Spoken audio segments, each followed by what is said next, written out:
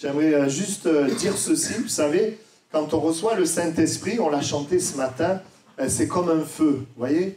Mais vous voyez, ce feu, il doit attirer les gens. Vous voyez, c'est un feu, ça réchauffe. Si le feu, il brûle les gens, si les gens, ils s'éloignent, c'est qu'il y a un problème. Parce que l'Esprit de Dieu en nous, eh bien, ça va attirer les gens.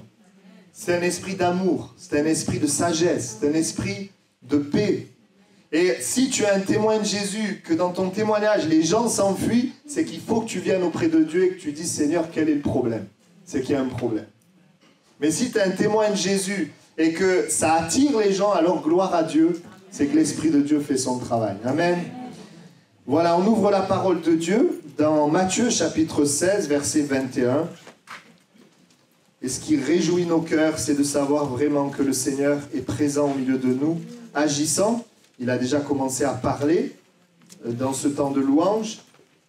Il va continuer de parler pour faire une œuvre. Il n'y a pas de hasard, Dieu te connaît et Dieu veut te parler et te faire du bien. Matthieu chapitre 16, verset 21. Dès lors, Jésus commença à faire connaître à ses disciples qu'il fallait qu'il allât à Jérusalem, qu'il souffrit beaucoup de la part des anciens, des principaux sacrificateurs et des scribes, qu'il fut mis à mort et qu'il ressuscita le troisième jour. Amen. Voilà, Amen. Un autre texte, Jean chapitre 4, pardon. Jean chapitre 4. Jean chapitre 4, verset 3. Alors je vais vous inviter à essayer de voir le rapport entre les trois textes qu'on va lire. Jean chapitre 4, verset 3. On peut même prendre à partir du verset 1er pour comprendre le contexte. Le Seigneur sut que les pharisiens avaient appris qu'il faisait baptiser plus de disciples que Jean. Toutefois, Jésus ne baptisait pas lui-même, mais c'était ses disciples. Alors il quitta la Judée et retourna en Galilée. Comme il fallait qu'il passât par la Samarie, il arriva dans une ville de Samarie nommée Sichar, près du champ que Jacob avait donné à Joseph, son fils. Amen. Et puis un dernier texte, Luc chapitre 13. Luc chapitre 13.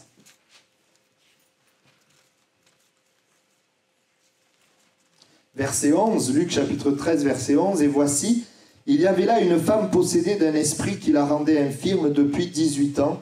Elle était courbée et ne pouvait aucunement se redresser. Lorsqu'il la vit, Jésus lui adressa la parole et lui dit, « Femme, tu es délivrée de ton infirmité. » Et il lui imposa les mains. À l'instant, elle se redressa et glorifia Dieu. Mais le chef de la synagogue, indigné de ce que Jésus avait opéré cette guérison un jour de sabbat, dit à la foule, « Il y a 6 jours pour travailler, venez donc vous faire guérir ces jours-là et non pas le jour du sabbat. » « Hypocrite, lui répondit le Seigneur, est-ce que chacun de vous, le jour du sabbat, ne détache pas de la crèche son bœuf ou son âne pour le mener boire? Et cette femme qui est une fille d'Abraham et que Satan tenait liée depuis 18 ans, ne fallait-il pas la délivrer de cette chaîne, le jour du sabbat? Amen. Alors, je ne sais pas si vous avez vu le rapport de ces 3 textes. Est-ce que vous l'avez vu? Oui? Dans ces 3 textes, il y a cette phrase qui revient, « il fallait ». Il fallait. Et ce matin, j'aimerais parler, vous savez, dans la vie, on ne fait pas toujours ce qu'on veut. Il y a des choses qu'on fait parce qu'il faut les faire. Il faut se lever le matin pour aller au travail, n'est-ce pas? Je ne suis pas sûr qu'on ait tous envie de se lever. Il faut vider les poubelles. Je ne suis pas sûr non plus qu'on ait envie de vider les poubelles. Mais en même temps, comme on n'a pas envie que les poubelles elles restent, il faut bien les vider. Il faut aller acheter à manger, il faut cuisiner. Ou alors on prend quelque chose de tout prêt pour pouvoir manger. Il faut faire le plein d'essence si on veut rouler. Et il y a beaucoup de choses dans la vie qu'on fait parce qu'il le faut, n'est-ce pas? Et dans la parole de Dieu, eh bien oui, il y a cette phrase qui revient, « il fallait ». Il y a des choses que Dieu permet dans nos vies qui ne sont pas toujours ce qu'on aimerait, mais il faut que ça se passe d'une certaine manière. Et ce matin, on va voir 3 points vraiment différents. Enfin, en tout cas, il y en a 2 qui se ressemblent, mais le 3e est différent. De ces « il fallait ». On a lu dans le Matthieu chapitre 16, verset 21, que Jésus commença à faire connaître à ses disciples qu'il fallait qu'il allât à Jérusalem, qu'il souffrit beaucoup, qu'il fut mis à mort et qu'il ressuscita. On sait que Jésus est Dieu. Jésus était au ciel, il régnait. Il vient sur la terre et l'Écriture dit il faut qu'il meure et qu'il ressuscite. On sait pourquoi. Peut-être tu ne le sais pas. Mais il fallait que Jésus meure pour que tu sois sauvé. Pour que je sois sauvé. Pour que l'humanité ait une solution. Parce que l'humanité, face à son péché, était condamnée à mort, loin de Dieu. Et sans Jésus, eh bien nous étions perdus, mais il fallait que Jésus aille à la croix, qu'il meure, qu'il ressuscite, pour que nous puissions croire en lui, être pardonnés de nos péchés et vivre une nouvelle vie. Amen. Il a pris notre condamnation afin que nous soyons sauvés. Mais voyez, l'Écriture nous montre, c'est un peu cela que je vais développer sur ce premier point, qu'il est mort et ressuscité pour aussi montrer un chemin pour ceux qui deviendraient ses disciples. Parce que quand on rencontre Jésus, c'est sûr, Jésus meurt pour nous donner la vie, le pardon, la guérison, la vie abondante, c'est vrai. Et il ressuscite, mais il nous montre aussi un chemin où il va y avoir en tant que croyant une forme de mort pour qu'il y ait une résurrection. Et là, j'aimerais être très clair pour pas qu'il y ait de confusion. Il s'agit de la mort du moi. La mort, ce qu'on appelle la chair, on en parlera, pour qu'il y ait la vie de Christ. Il montre un chemin. Il est mort et il est ressuscité. Et nous avons besoin d'une certaine mort pour vivre une vie de résurrection. Là où je voudrais être clair, il ne s'agit pas de la mort de notre être. Dieu ne nous a pas créés pour nous faire mourir. Il ne s'agit pas de la mort de notre corps, de notre âme ou de notre esprit. Non, c'est un Dieu qui vivifie. Mais il s'agit de la mort de la chair, de la puissance de péché qui est là en nous et qui veut nous détruire. Nous savons, le Créateur est venu pour guérir ceux qui sont malades, pour guérir les cœurs brisés, l'âme, et pour nous sauver, pour nous régénérer, faire de nous une nouvelle création, un esprit nouveau. Et j'aimerais le dire et le rappeler, quand je dis qu'on doit vivre une certaine mort pour vivre une résurrection, il ne s'agit pas de vivre les œuvres des ténèbres, l'oppression, la peur, la maladie, les liens. Non, ces choses-là, Jésus délivre. Amen. Jésus libère. Hein, que tu ne crois pas que Dieu veut que tu restes dans tes liens. Non, Dieu ne veut pas que tu restes dans tes liens, il veut te libérer. Par contre, ce que Dieu veut, c'est que ton orgueil en toi, il meurt. Amen. Ta suffisance, elle meurt. Le doute meurt, l'impatience meurt. Que ces choses-là meurent pour que la vie de Christ se manifeste. Pour qu'il y ait la joie, qu'il y ait la patience, qu'il y ait la bonté, qu'il y ait la paix, qu'il y ait toutes ces choses qu'on trouve au ciel. Amen. Amen. La mort de la chair, la puissance de péché, l'égoïsme, l'orgueil, la suffisance, l'impatience, la dureté, la moquerie, la colère, toutes ces choses, on vient à Jésus, Jésus nous sauve. Mais parce que nous étions du monde, dans une nature pécheresse, eh bien ces choses veulent s'attacher à nous. Et le Seigneur va faire un travail dans nos vies, où Jésus nous montre un chemin. Il y a besoin qu'on meure pour qu'il y ait la vie de Dieu. La Bible dit que si le grain de blé ne tombe en terre et ne meurt, il reste seul. Mais s'il meurt, il porte beaucoup de fruits. Et Dieu désire que certaines choses meurent dans notre vie pour qu'il y ait la vie d'autres choses. Parce qu'il ne peut pas y avoir la patience de Dieu qui cohabite avec l'impatience humaine. Donc le Seigneur fait un travail. Et pour nous, les chrétiens, les croyants, c'est pas toujours facile parce que quand on vient à Dieu, Dieu se manifeste, on voit qu'il est vivant, il est réel, il nous aime, il agit, il délivre, il sauve, il bénit, il fait toutes sortes de choses à merveille et on pense que toute notre vie, ça va être que ça. Mais la vérité, c'est que Dieu veut travailler pour prendre la place. Parce que quand on vient à Dieu, même si Dieu fait tout ça profondément, eh bien, on est rempli de ce qui est humain. On n'est pas rempli de Dieu. Et c'est pour ça que quand vous regardez dans l'histoire du peuple d'Israël, vous voyez Dieu délivrer le peuple d'Israël des Égyptiens. Ils sont délivrés de l'oppression, ils sont délivrés de ces Égyptiens. C'est merveilleux cette parole qui dit ces Égyptiens, vous ne les verrez plus jamais. Et oui, mais ils vont quand même voir le désert. Et ils vont voir d'autres ennemis qui s'appellent les Cananéens. Et ce que Dieu désirait, c'est vrai, il les a délivrés, il les a libérés, mais il les amène au désert afin de maintenant les libérer de ce qu'il y a en eux-mêmes. Afin que dans ce désert, Dieu prenne la place qu'il doit prendre. Dieu règne. Et c'est là où il y en a qui lâchent, il y en a qui abandonnent. Quand Dieu bénit, on vient. Mais quand Dieu veut nous changer, soit on l'accepte, soit on quitte. Mais vous savez, s'il veut nous changer, c'est parce qu'il nous aime. S'il veut nous changer, c'est pour notre bonheur. C'est pour le bonheur de notre famille. Parce que si tu reçois Jésus, Jésus te bénit, c'est merveilleux. Mais si tu restes colérique, tu vas détruire ta famille. Même si Jésus t'a béni, même s'il t'a sauvé, et parce qu'il t'aime, il veut te changer, te transformer. Il fallait que Jésus passe par la mort et la résurrection. Il nous montre un exemple. Dieu veut nous donner la vie de résurrection, mais il n'y a pas de résurrection sans mort. Il n'y a pas de résurrection sans mort. Les choses de Dieu sont souvent confondues avec les choses humaines. Parce que l'amour de Dieu existe, l'amour humain existe. La paix de Dieu existe, la paix humaine existe. La joie de Dieu existe, la joie humaine existe. Mais ce n'est pas la même chose. Ce n'est pas la même chose. On est rempli de ce qui est humain, la chair, l'orgueil, l'égoïsme. Et il y a besoin de cette mort. Dieu veut nous vider de nous-mêmes pour nous remplir de lui. Et je voudrais t'encourager, peut-être que tu passes par un temps difficile, un temps où tu vois ce qu'il y a en toi ressortir. Sache qu'il fallait, sache qu'il faut, parce que Dieu veut amener la vie. Amen. Vous savez, Moïse, il était plein de force. Il a été élevé dans la sagesse des Égyptiens. Il avait de la force, il avait de l'assurance, mais ce n'était pas la force de Dieu. Ce n'était pas l'assurance de Dieu. On l'aurait vu d'extérieur, on aurait vu quelqu'un, une assurance, une force qui met au service de Dieu. Voilà, je viens pour libérer le peuple. Et tout le monde aurait dit bravo, merveilleux. Mais Dieu dit non. C'est la chair, ça. Vous savez que la chair, c'est pas que le mal. Hein. La chair, c'est aussi le bien. La chair, c'est tout ce qui est humain. Bien sûr, il y a le côté mauvais. Mais il y a aussi le côté humain qui est bon. Alors, c'est sûr, c'est toujours bien de faire de bonnes choses. Mais quand Dieu n'en est pas à l'origine, quelque part, c'est comme une révolte. Nous pouvons faire de bonnes choses indépendamment de Dieu. Mais ce qui est important, c'est ce que Dieu fait. Et Moïse, il va venir avec sa force humaine, mais il va connaître un échec. Il va être amené, lui aussi, dans le désert. Et c'est dans ce désert que Dieu va changer des choses. L'homme qui était impulsif et qui a pu frapper au point de tuer, va être appelé plus tard l'homme le plus patient de la terre. Amen. Mais vous savez pourquoi? Parce que il fallait qu'il passe par là. Amen.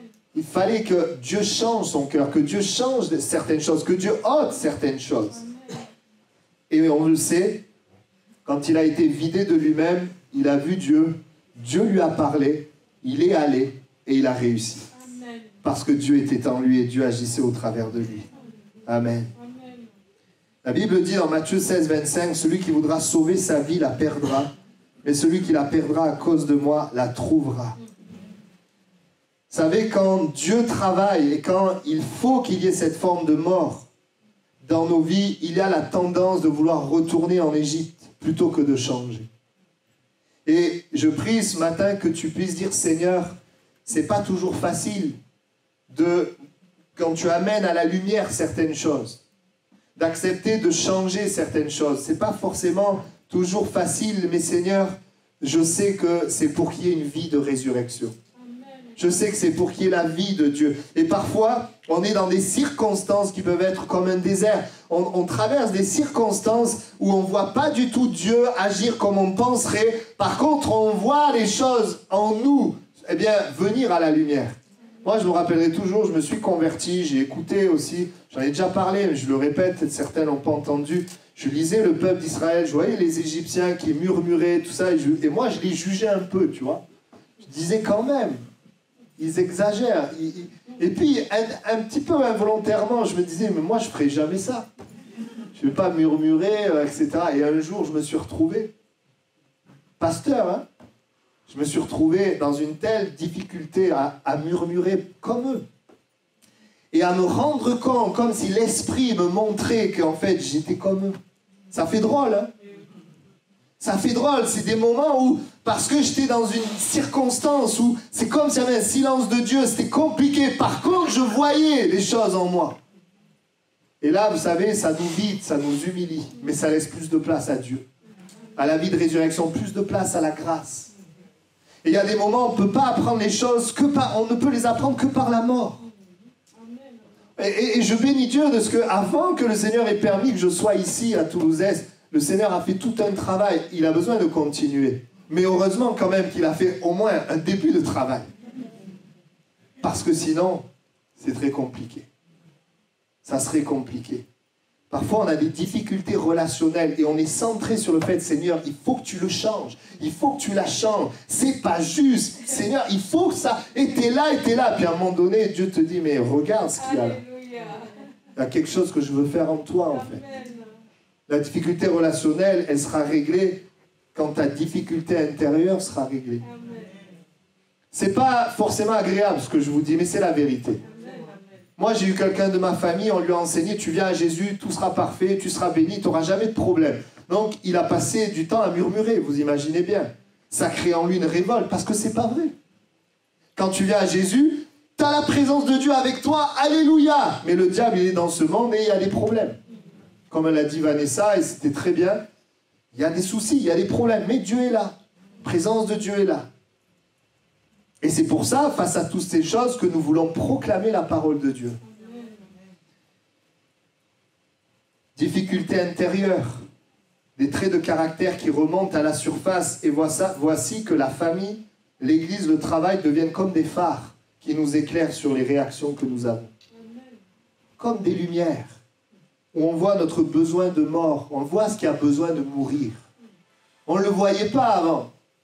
Mais dans l'œuvre de Dieu, Dieu nous le montre. On voit ce besoin de mort, ce besoin de changement. Et on vient à lui comme on est. On vient à lui simplement. On l'accepte. On accepte de voir. On accepte de dire, Seigneur, ta parole dit que je suis mort avec toi.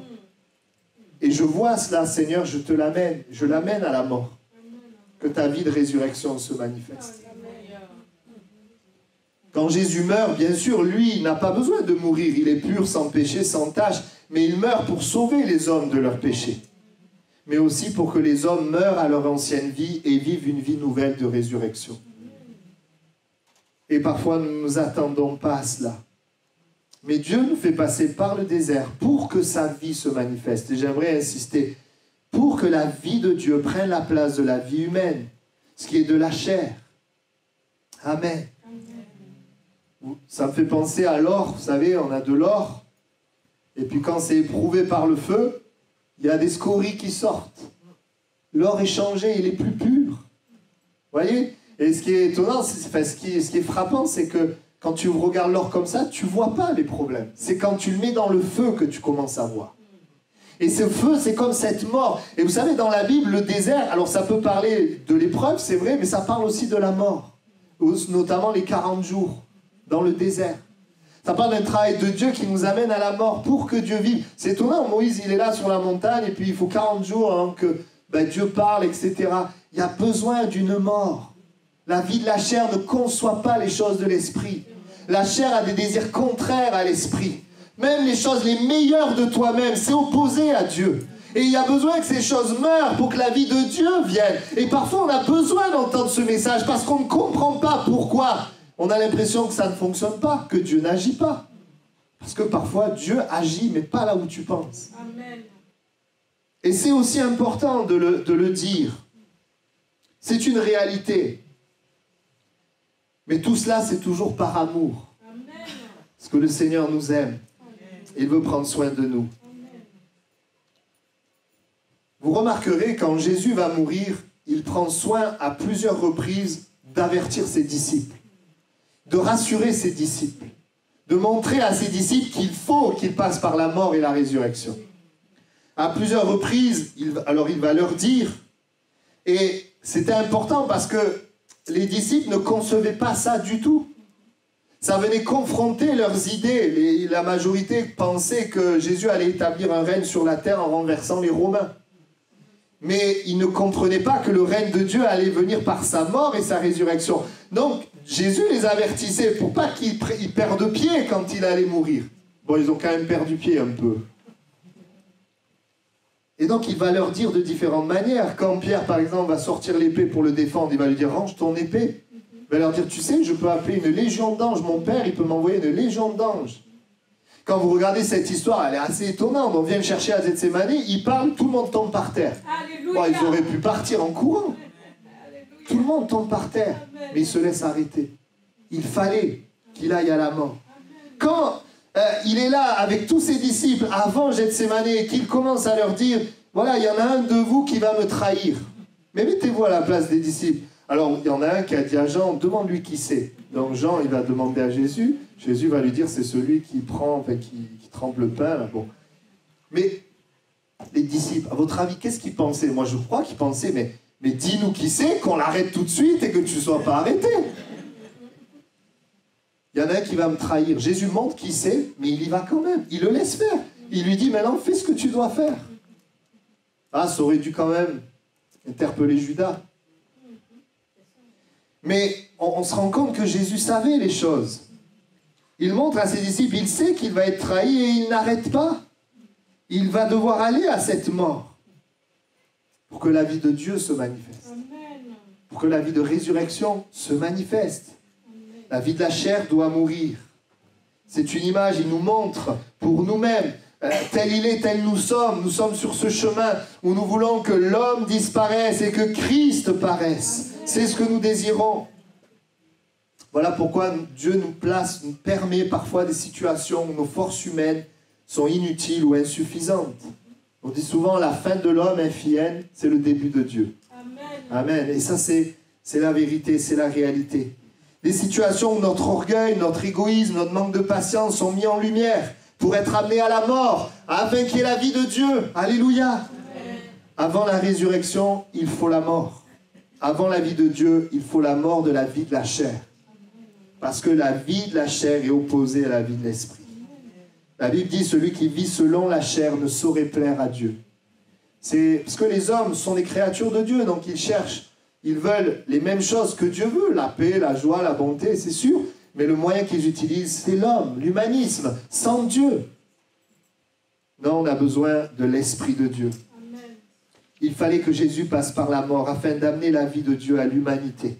Il faut que tu passes par là, afin que la vie de Dieu prenne la place de la vie de la chair et aussi afin que la vie de Dieu touche les gens autour de toi. Amen. On veut un impact autour de nous. Ça ne sera pas par notre amour humain, par notre paix humaine, par notre joie humaine. L'impact que nous aurons, ça sera Dieu au travers de nous. Amen. Et pour que Dieu agisse au travers de nous, il faut que des choses meurent dans nos vies. Amen. Amen. Ça, c'est le premier, il fallait. Le deuxième, il fallait, je vous rassure, le troisième, je serai très court. Le deuxième, il fallait, on l'a lu, c'est quand il est dit que Jésus quitta la Judée, retourna en Galilée, comme il fallait qu'il passât par la Samarie. Il est dit, il fallait qu'il passât par la Samarie. Alors il arriva dans une ville de Samarie nommée Sichar, près du champ que Jacob avait donné à Joseph son fils. À ce moment-là, Jésus, il est en Judée, à Hénon, là où Jean baptisait. Et en fait, alors je vais essayer de vous faire un schéma, il est ici, il doit partir en haut, en Galilée, et la Samarie, c'est plutôt vers le bas, de ce côté-là. Donc en fait, au lieu d'aller là, il fait comme un détour pour faire ça, et ensuite ça. Voilà, pour essayer de faire simple. Si on regarde un peu les commentateurs, c'est ça. Et donc, il fallait qu'il passe par la Samarie. Il pouvait aller directement vers le nord, la Galilée, puisque c'est l'étape d'après. Mais il descend vers Sichar, c'est comme un détour. Et parfois dans nos vies, eh bien Dieu nous fait passer par des détours. Alors, je vais quand même le préciser, je ne suis pas en train de vous dire que Dieu veut que vous péchiez, que Dieu veut que vous vous plantiez, que Dieu veut que vous vous droguez, que Dieu veut que vous vous détruisez. Non, quand vous faites ça, c'est pas ce que Dieu veut, c'est pas les détours de Dieu, ça. Je préfère le préciser. D'accord? Parce que des fois, il dit, ah, il fallait que je sois détruit, que ma famille soit détruite pour que je puisse avoir la vie. Non, non, si tu as été détruit, c'est parce que ton cœur s'est endurci. Maintenant, c'est vrai que si tu viens à Jésus, Jésus, il a un chemin pour toi. Alléluia. Amen. Non, Dieu ne souhaite pas que tu sois détruit par le péché pour avancer. Non, ça, c'est à cause de l'endurcissement de nos cœurs. Mais dans nos vies, parfois, Dieu nous donne une promesse, on a des plans, des projets, on espère certaines choses, et on prend des détours. Il y a des chemins par lesquels il nous fait passer qui ne sont pas ce qu'on pense. Il fallait de Dieu n'est pas toujours agréable et n'est pas toujours compris. Vous pensez bien que les disciples, ils ont dû pas comprendre grand-chose. Parce que quand les disciples entendent que Jésus va aller en Samarie, eh bien, vous savez qu'à l'époque, les Samaritains et les Juifs, ils ne s'entendaient pas. Il y avait des rivalités. Les Juifs, à mon avis, les disciples, ils n'étaient pas enchantés de partir à Sichar en Samarie. Et il y a des moments dans nos vies où Dieu nous fait prendre des détours qui ne nous enchantent pas, qui ne sont pas toujours compris. Il y avait véritablement des rivalités. Et malgré tout cela, bien, les disciples, ils suivent le maître. Et Jésus va en Samarie à Sichar. N'est-ce pas vrai que des fois, le Seigneur, il nous conduit. Je pense à quelqu'un, tu es dans le travail et tu te retrouves avec une personne difficile. Tu dis, mais qu'est-ce que je fais là? Qu'est-ce qu'il fait là, celui-là? Pourquoi il est comme ça? Parfois, il y a des choses comme ça. C'est un exemple où je me retrouve à un endroit, je n'avais pas prévu d'être là, mais je suis là. Mais le Seigneur, il sait pourquoi. Amen. Jésus, il va l'amener. Il va l'amener à un endroit. Et il va amener ses disciples. Il va aller à un endroit. Parce que, on va voir pourquoi il y avait ce « il fallait ». J'aimerais vous dire ceci. Quand c'est écrit « il fallait », c'est qu'il y a toujours un but. Amen. Il y a toujours un but. Et je voudrais t'encourager, même si tu es en train de vivre quelque chose de difficile, si ta vie est dans la main de Dieu, tu as donné ta vie à Jésus, sache une chose, Dieu a un but. Il a un but, il en a même plusieurs. Et on va voir pourquoi il fallait que Jésus passe par la Samarie. Si vous connaissez la Bible, vous pouvez déjà trouver les réponses. Eh bien, on voit premièrement qu'il fallait que Jésus passe par la Samarie pour se révéler. Il y a parfois des moments où Dieu nous amène dans des situations difficiles parce qu'il veut se révéler. Il veut se montrer d'une manière qu'on ne connaît pas. Bien sûr qu'on connaît Dieu intellectuellement, on connaît toutes les facettes de Dieu. On peut réciter Dieu est bon, Dieu est saint, Dieu est puissant, Dieu est patient, Dieu est fidèle, Dieu est grand, etc. Mais de le savoir c'est une chose, de le vivre c'est autre chose. Et il y a des moments où on est dans une situation pour expérimenter Dieu d'une manière qu'on ne connaît pas. Et dans ce texte, Jésus va à Sichar, il va se révéler à une Samaritaine. Il va révéler à la Samaritaine qu'il est le Messie. Et il va y avoir dans le cœur de cette femme la révélation de qui est Jésus. Pour une personne, Jésus peut te faire un détour. Non seulement, oui, il veut se révéler à toi, mais il peut aussi t'amener à un endroit juste pour se révéler à une personne au travers de toi. Et ça, c'est important de le saisir. Parce que nous, on est là, notre confort, un bon travail, de l'argent, des nanas, etc. Gloire à Dieu, que Dieu vous bénisse. Mais Dieu, le focus de Dieu, il n'est pas sur ça. Le focus de Dieu, il est sur une âme qui a besoin de la révélation. Alléluia. Donc si tu dois un temps faire un travail pénible, mais qu'il y a une âme qui doit être sauvée, moi je te dis que ça vaut le coup.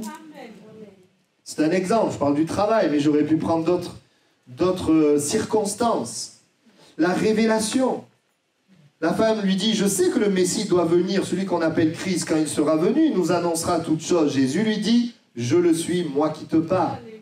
Alors la femme, ayant laissé sa cruche, s'en alla dans la ville et dit aux gens, venez voir un homme qui m'a dit tout ce que j'ai fait, ne serait-ce point le Christ. Dans certaines situations que Dieu a prévues, eh bien, Dieu se révèle. Et c'est pas forcément, la révélation, c'est pas forcément là où on l'attend.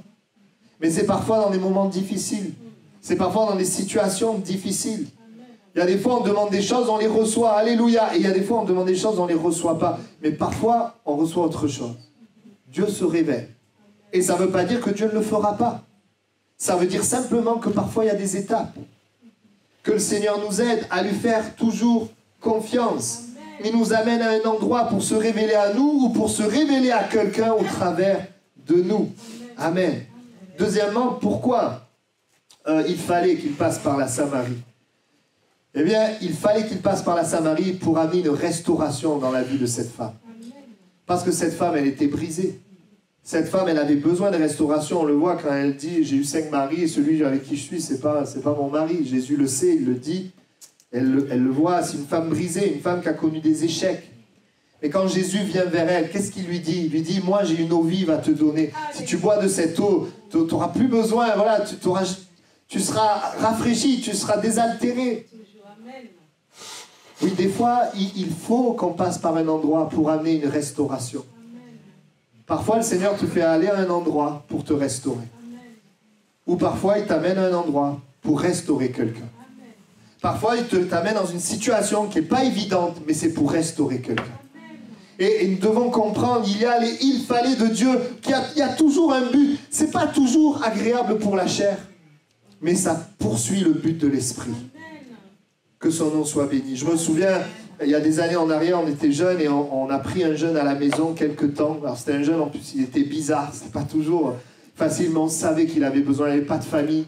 C'était un enfant de la DAS et on se souvient quelques jours, on l'avait pris, on l'avait suivi, on avait essayé de l'aider. On sait qu'à un moment donné, eh bien, il fallait, même si c'était un petit peu pas simple, il fallait faire quelque chose pour lui. Et des fois, le Seigneur met des personnes sur notre chemin. Alors, on n'est pas les sauveurs du monde, on ne peut pas sauver tout le monde, on ne peut pas aider tout le monde, mais parfois on peut faire quelque chose. Amen. Et le Seigneur veut se servir de nous. Parfois, le Seigneur permet des situations. On ne veut pas faire comme ça, mais on veut dire, Seigneur, qu'est-ce que je peux faire pour lui?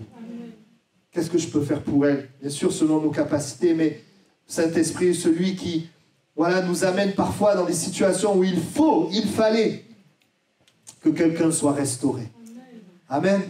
Des fois, le Seigneur, il met sur ton cœur de le servir parce qu'il veut restaurer quelqu'un au travers de ton service. Et nous, on est là et on passe à notre confort. Ah, mais si je sers, je ne pourrais plus faire ci, plus faire ça.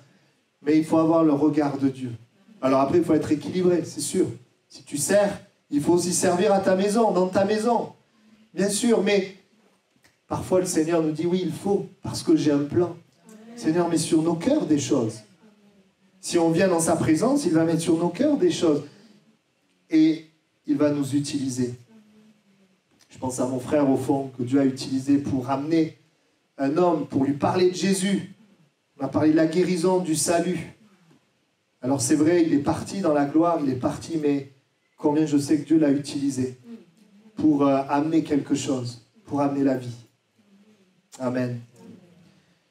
Un troisième point, pour se révéler, pour restaurer, si vous connaissez l'histoire, c'était aussi pour amener une œuvre qui était au-delà de leur compréhension. C'était pour le salut d'une ville. Alléluia. Parce qu'en fait, quand vous regardez cette femme, quand elle a rencontré Jésus, elle va dans la ville et elle commence à crier partout, ne serait-ce pas le Christ. Il est dit que les Samaritains vinrent le trouver. Ils le prièrent de rester auprès d'eux. Il resta là 2 jours. Un beaucoup plus grand nombre crurent à cause de sa parole. Et il disait à la femme, c'est plus à cause de ce que tu as dit que nous croyons, car nous l'avons entendu nous-mêmes et nous savons qu'il est vraiment le sauveur du monde. Vous voyez, il fallait qu'il passe par là-bas. Parce que cette femme qui allait être restaurée, cette femme qui allait avoir la révélation, elle allait être un instrument pour amener la révélation dans toute la ville. Et tu ne sais pas parfois comment dans une situation difficile où tu es un témoin, tu ne sais pas l'impact de cette personne autour d'elle. Je pense à la servante qui était là, qui priait face à un homme qui avait la tuberculose et qui a supplié de recevoir Jésus. Et cet homme était interpellé de voir une femme pleurer pour un étranger, se tourner vers Dieu. Et cet homme est devenu le pasteur de la plus grande église du monde, Amen. Davignon Guichot.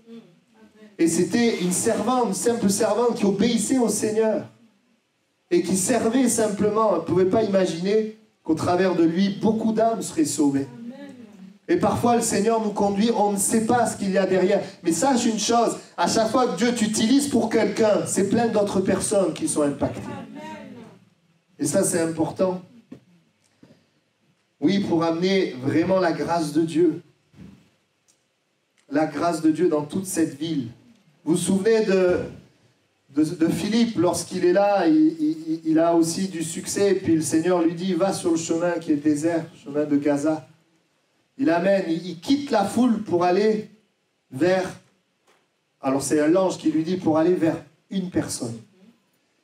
C'était un eunuque éthiopien, voilà, qui revenait, ou qui allait, je ne sais plus, à Jérusalem. Je crois qu'il revenait. Où il allait, je ne sais plus. Bon, mais... Et on se rend compte que là, une personne. Mais il fallait, c'est Dieu qui le conduit. Et il amène cette personne, elle était prête à se tourner vers Dieu. Et l'histoire raconte que cette personne a amené l'évangile en Éthiopie. Parfois, il y a les il fallait de Dieu qui ne sont pas dans ton planning, mais Dieu a son agenda. Son agenda est le meilleur. Alléluia. Amen. Je me rappelle, il y a des années en arrière, je me suis garé, j'ai accroché une voiture. Et quand tu es chrétien, tu ne laisses pas la voiture comme ça. Donc j'ai laissé le mot. Et j'étais là quand même, je disais... Quand même, c'est bête quoi d'avoir accroché la voiture, ça m'embêtait, c'est normal, hein, c'est pas plaisir. Mais après quand je suis rentré en contact avec le gars, on l'a déclaré aux assurances, tout ça, et le gars il est venu à l'église, dites. Le gars je l'ai visité après. Alors, après, j'ai dû partir. Je ne sais pas si c'est converti. Mais parfois, oui, même dans des circonstances comme ça, le Seigneur se glorifie. Alors, je ne suis pas en train de dire qu'il faut que tu rentres dans les voitures, mais ce que je dis, c'est que le Seigneur peut se servir parfois de ces situations-là. Amen.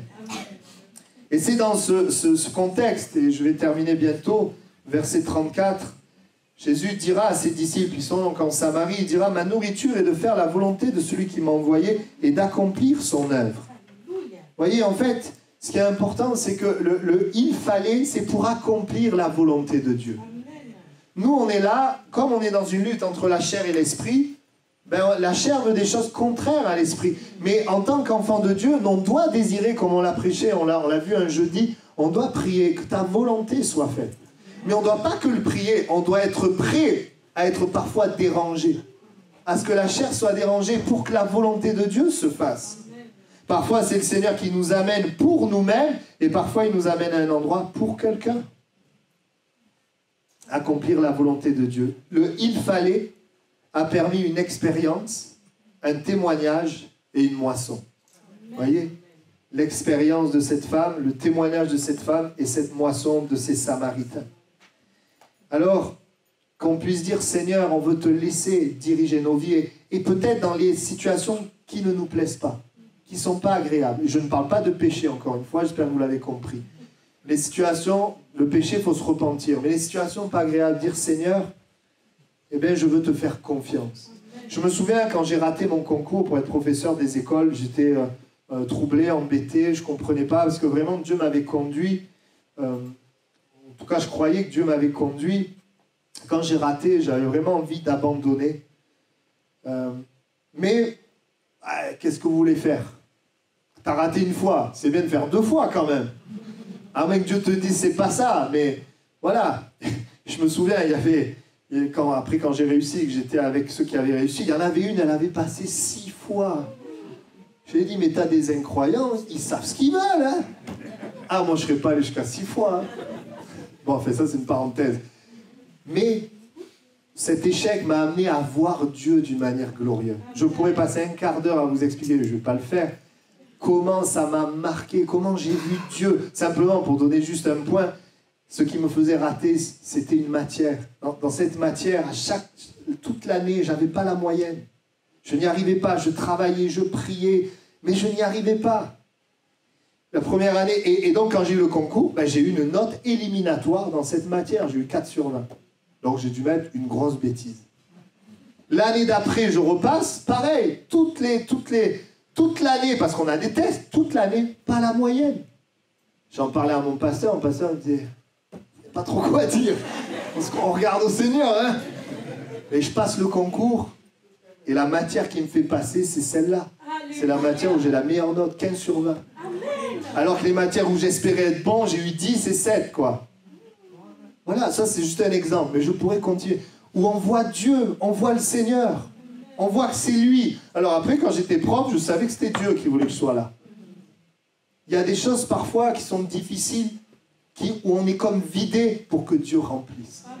Il y a comme une mort pour qu'il y ait la résurrection, pour qu'il y ait la vie de Dieu. Parce que Dieu ne mettra pas sa vie par-dessus la vie de la chair. Dieu ne le fera pas. Mais il mettra sa vie là où il est à la mort. Et en tant qu'enfant de Dieu chrétien, il nous faut l'accepter. Ne retourne pas en Égypte. Ne retourne pas en Égypte et ne sois pas comme ce peuple qui continue dans cette attitude de révolte. On peut tous avoir des attitudes de révolte, mais ce qui compte, c'est de ne pas rester dans cette attitude. Le Seigneur, il pardonne, il sait que son nom soit béni. Dernier point, et là je serai court. Luc chapitre 13, donc versets 11 à 16, où il est dit qu'il y avait cette femme courbée. Et cette femme était courbée et ça faisait 18 ans qu'elle était comme ça. Et les religieux viennent dire à Jésus, mais il dit aux gens, mais quelle hypocrisie, faites-vous guérir les jours du sabbat. Et Jésus relève leur hypocrisie, mais dit, mais vous, les jours du sabbat, vous allez amener votre bœuf pour boire. Et là, il dit, ne fallait-il pas que cette femme soit libérée le jour du sabbat? Il fallait que cette femme soit délivrée aujourd'hui. Et aujourd'hui, j'aimerais te dire, il faut que ce matin, tu sois libéré. Vous savez pourquoi le jour du sabbat, en fait, bon, Jésus dira, le sabbat, en fait, C'était pas... voilà, le sabbat, en fait, c'était pas pour que l'homme doit s'adapter au sabbat. Mais le sabbat, c'était pour l'homme. C'était le repos, le sabbat. Alors, je ne vais pas rentrer dans une étude théologique sur le sabbat, mais c'est le repos. Quand Jésus vient, Jésus, il est lui-même la paix. Il veut donner le repos à cette femme.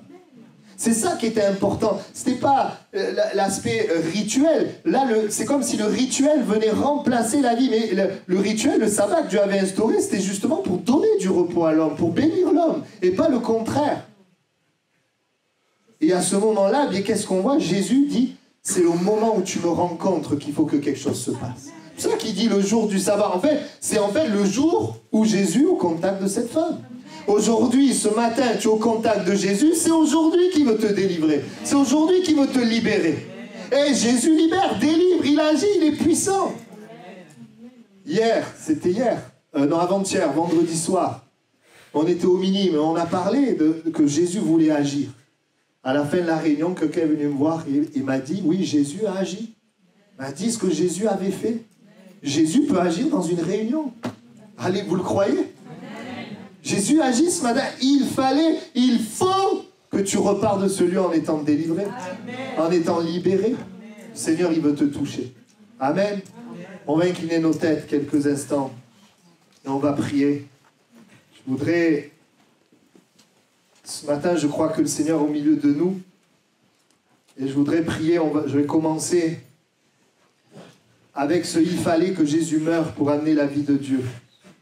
Et il faut une certaine mort de la vie de la chair pour que tu connaisses la vie de Dieu dans une autre dimension que ce que tu connais. Pour cela, c'est pour ça que tu passes par certaines circonstances, que tu vis certaines choses difficiles.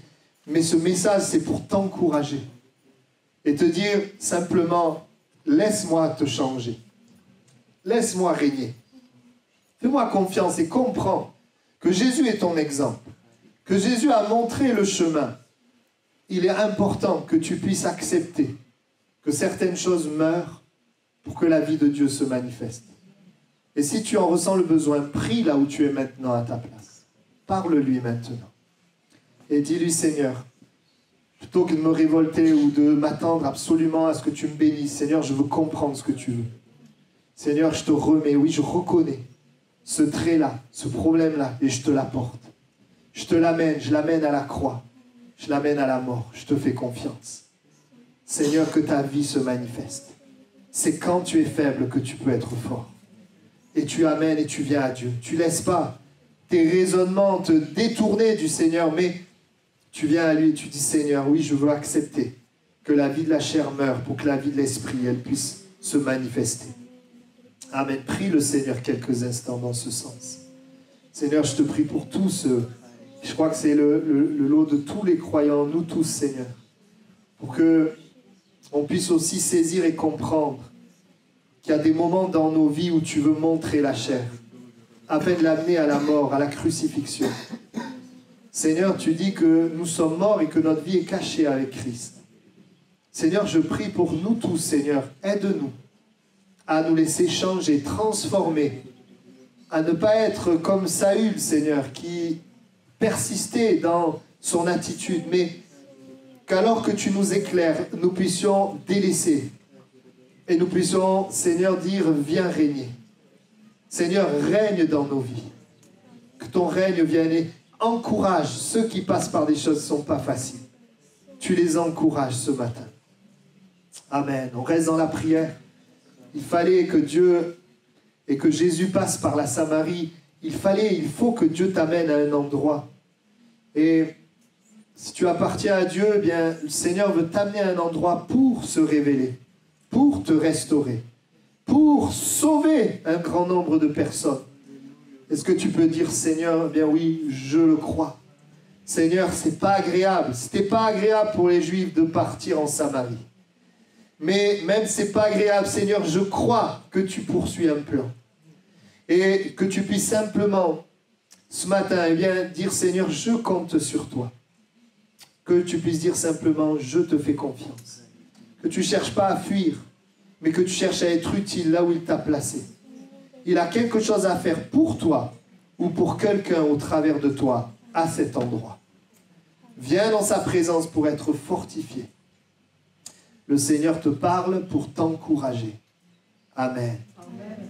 Et puis je voudrais faire un appel pour ceux qui ont besoin d'être libérés ce matin. 18 ans qu'elle était courbée. Une femme qui souffrait. Une femme qui avait besoin du sabbat, du vrai sabbat, du repos.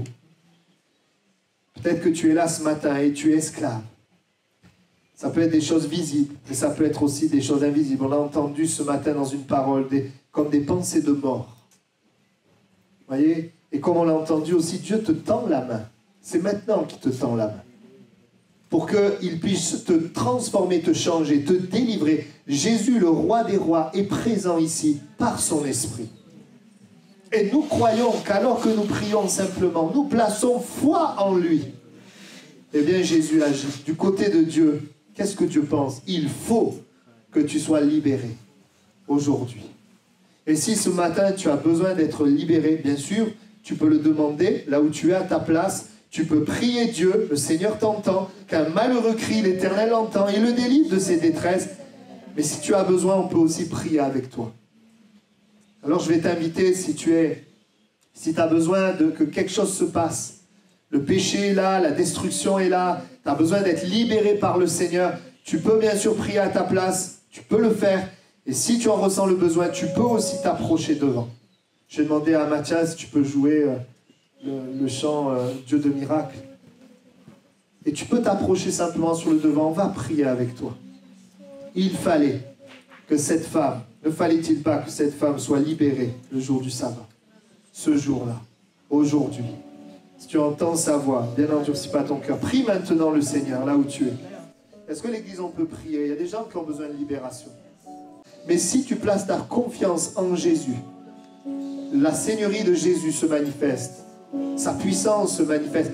Pourquoi il fallait? Parce que Jésus aimait cette femme. C'est parce que Jésus t'aime qu'il faut qu'il se passe quelque chose ce matin. On va prier ensemble et on va proclamer la victoire de Dieu. On va proclamer que dans ces meurtrissures, nous sommes guéris. On va proclamer qu'il a enlevé le pouvoir aux démons à la croix du Calvaire. Il a dépouillé les démons de leur pouvoir, de leur autorité. Il a triomphé. Et vous, bien-aimés, qui venez à Jésus, simplement, ne fixez pas votre attention sur votre problème, mais placez toute votre attention sur ce Jésus et cette victoire de sa mort et de sa résurrection. Ne fallait-il pas que cette femme soit délivrée le jour du sabbat? Amen. On prie le Seigneur ensemble. On prie le Seigneur ensemble. Amen. Oui, je crois en toi. Oui, je crois en toi. Tu es le Dieu des miracles. Nous te remercions, Seigneur, pour ta présence. Merci parce que tu as entendu les prières de chacun. Et parce que tu encourages ce matin. Et parce que tu agis. Merci pour ton œuvre. Nous te louons ensemble. Nous t'adorons ensemble. Nous prosternons devant toi, Seigneur. Et nous te disons merci. Parce que tu nous aimes. Tu nous aides cette semaine à passer une semaine les yeux, les regards fixés sur toi. Fixés sur ta parole. Merci de bénir ton peuple. Amen. Amen. Voilà, notre réunion s'achève. En tout cas, que le Seigneur vous bénisse tous. Bonne semaine à tous. Et le Seigneur, n'oubliez pas, le Seigneur nous accompagne. Voilà, et puis j'aimerais juste dire, si les personnes veulent aussi donner leur vie à Jésus, ben, je suis aussi disponible pour prier avec et pour aussi rencontrer, afin de partager ben, ce plan de salut, ce beau message de l'Évangile. Voilà, que Dieu vous bénisse. Bon dimanche.